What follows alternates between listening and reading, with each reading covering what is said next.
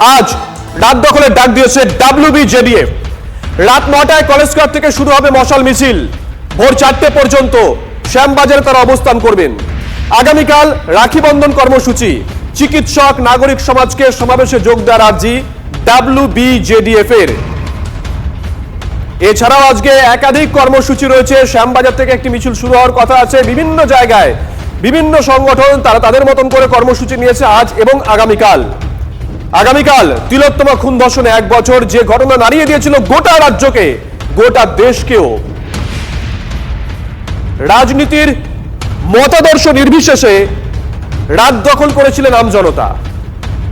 আজকেও আরো একবার রাত দখলের ডাক দিয়েছে WBJDF। নজর থাকবে সেদিকে। রাজনৈতিক মহল তারা কি বলছেন শুনুন। সমস্ত প্রমাণ লোপ করে দেওয়ার পরে এখানে সিবিআই ঢুকেছে। এবার বলছেন সিবিআই কিছু পাচ্ছে না। যারা সমস্ত প্রমাণ লোপ করেছে তারাই এখন সিবিআই দিকে আঙুল তুলছে।